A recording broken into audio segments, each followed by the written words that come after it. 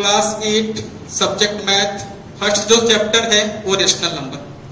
Rational number के बारे में कुछ हम जान लें होता क्या है। यहाँ पर जैसे लिखा हुआ है the number of the form a upon b where a and b are integer and b is non-zero integer, that is b not equal to 0 are called a rational number। एक बार समझाते हैं। a upon b, a और b दोनों integer है और ये शर्त ये है कि b जो है इसको नॉन जीरो इंटीजर होना चाहिए। इसका मतलब ये है कि b सब कुछ सब हो, जीरो ना हो। तो सबसे पहले थोड़ा इंटीजर के बारे में हम जान लेते हैं कि इंटीजर होता क्या है। इंटीजर जो होता है एक नंबर है, नेचुरल नंबर, काउंटिंग नंबर को नेचुरल नंबर बोलते हैं। 1 2 3 4 5 6, इसमें अगर हम माइनस का साइन लगा दें तो ये हो जाता है नेगेटिव नंबर और जीरो। तो इंटीजर जो होता है set of natural number, negative number and zero. यहां पर हम लिख देते हैं कि इंटीजर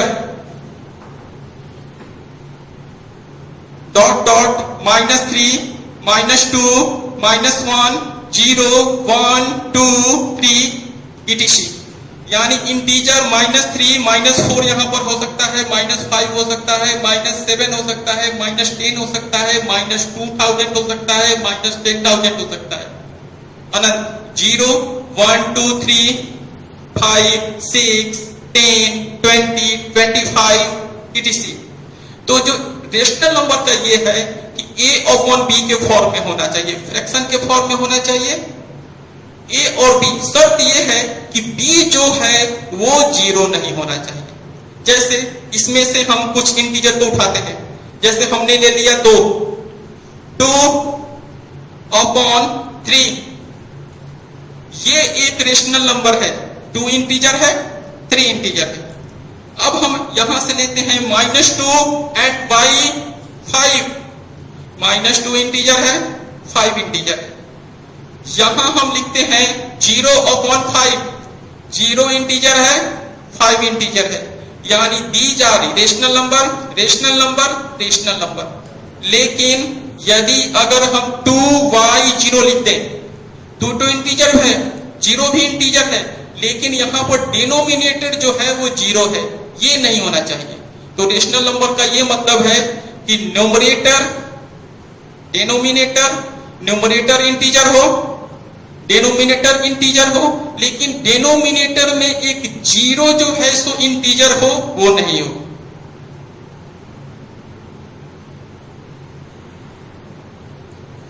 रेशनल नंबर के बारे में हमने पढ़ चुके हैं। यहां रेशनल नंबर को बेसिकली 2 पार्ट में डिवाइड किया गया है। एक है पॉजिटिव रेशनल नंबर और दूसरा है नेगेटिव रेशनल नंबर। पहले हम पॉजिटिव रेशनल नंबर के बारे में बताते हैं। जैसे यहां पर लिखा गया है a rational number is said to be a positive rational number.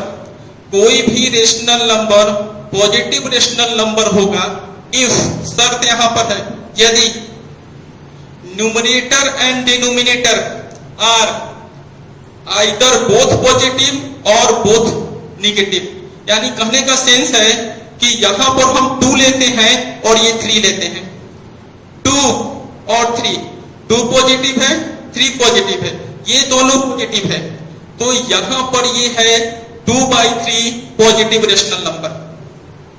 दूसरा है और both negative, for example -2 upon -3, -2 negative number and -3 negative number. तो ये 2/3, 2/3 positive rational number and -2/3 positive rational number. यानी कहने का मतलब है कि कोई भी रेशनल नंबर पॉजिटिव होगा जिसका न्यूमरेटर और डिनोमिनेटर सेम साइन का होगा। यानी यहां प्लस है, यहां प्लस है, यहां माइनस है, यहां माइनस है। तो फिर से कंक्लूजन में है कि कोई भी नंबर पॉजिटिव रेशनल नंबर होगा कब, जब ये न्यूमरेटर और डिनोमिनेटर दोनों सेम साइन हो, प्लस प्लस प्लस प्लस।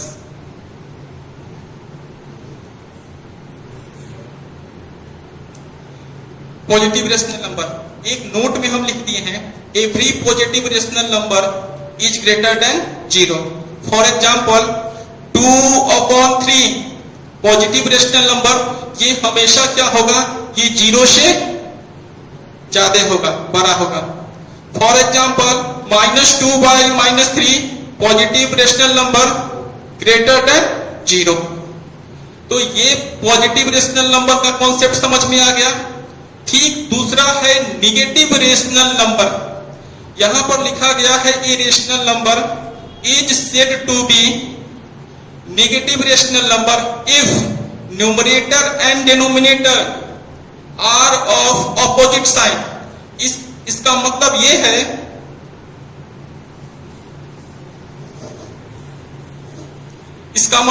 है कि ये -2 निगेटिव है, तो यहां पर 3 ये पॉजिटिव है, तो ये निगेटिव रेशनल नंबर है।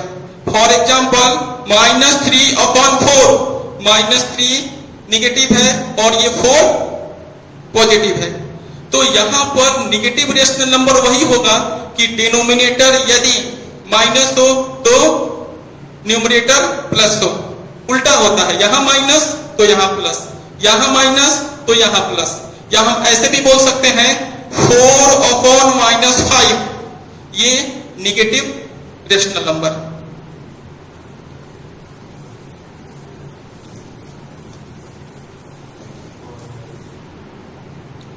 रेशनल नंबर की कुछ प्रॉपर्टी के बारे में पढ़ लेते हैं।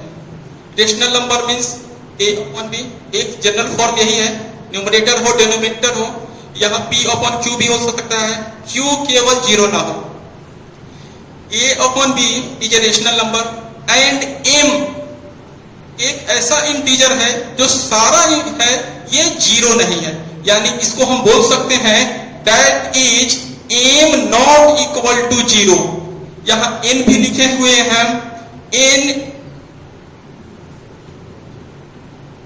यहां पर ये नॉट इक्वल टू जीरो।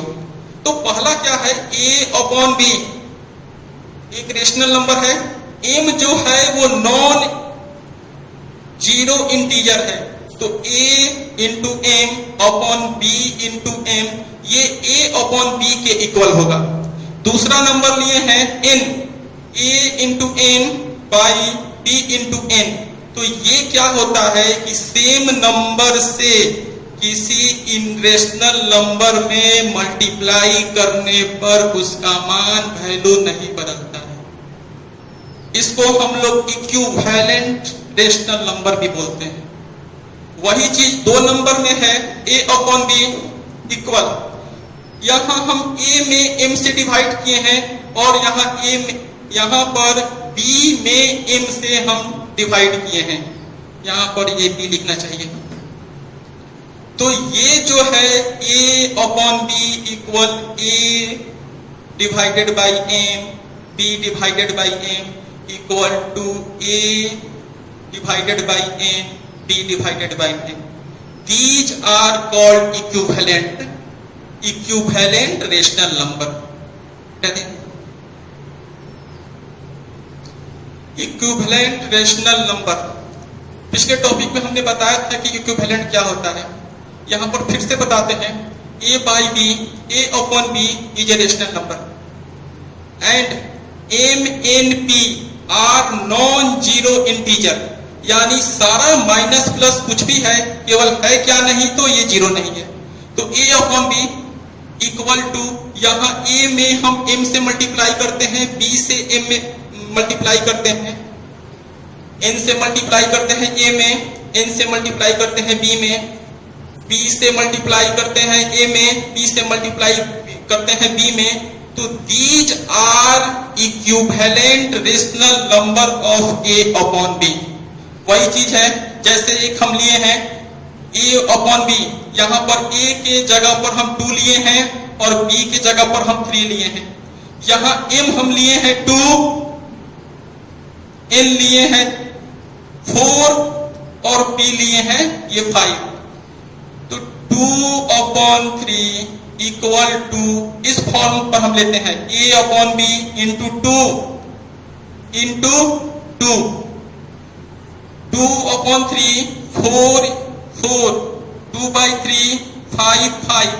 ये जो है 2/3, यहां पर हम 4/6, 8/12 and 10/15. These are equivalent rational number of 2/3. हाँ, अगला टॉपिक है स्टैंडर्ड रेशनल नंबर। यहां पर इसके बारे में लिखा गया है, a rational number is said to be in standard rational number if integer a and b having no common divisor and b is positive integer। कहने का मतलब है कि रेशनल नंबर होगा तो a upon b, a b तो होगा ही, b यहां पर नॉन जीरो है, जीरो नहीं होना चाहिए। अब यहां स्टैंडर्ड फॉर्म की बात आता है, तो एक हम एग्जांपल लेते हैं। जैसे हम यहां 4 लिख दिए और यहां पर हम 6 लिख दिए।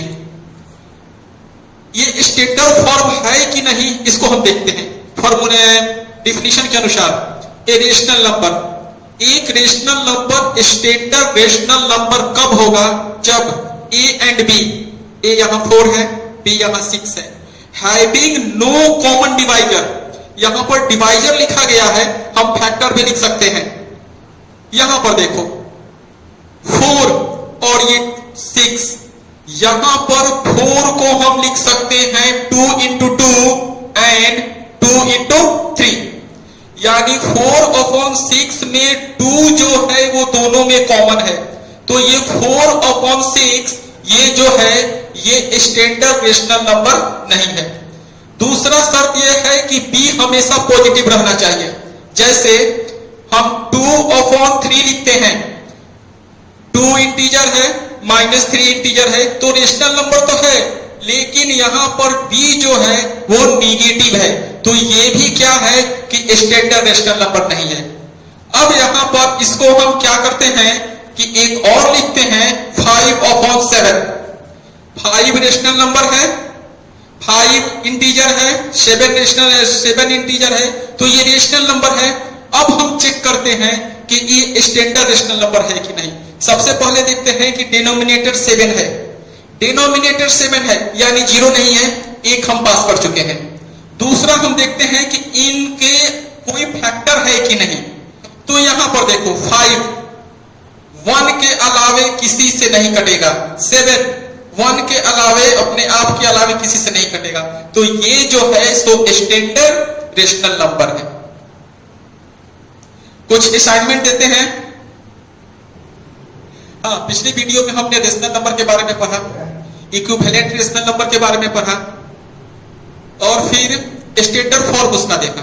इसका कुछ असाइनमेंट हम देते हैं। विच आर रेशनल नंबर, ये क्वेश्चन नंबर 1 है।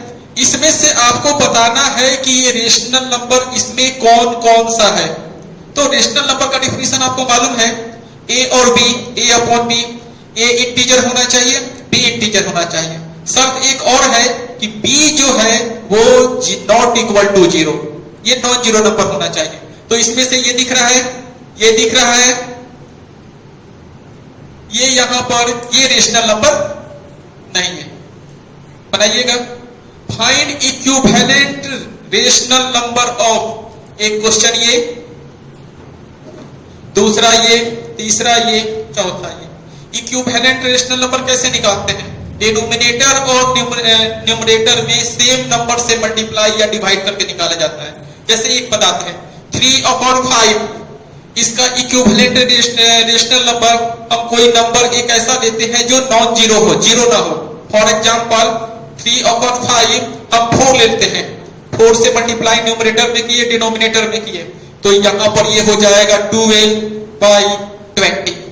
तो 3/5 का इक्विवेलेंट रेशनल नंबर है 12/20। तो ये सब क्वेश्चन आप लोग बनाइएगा।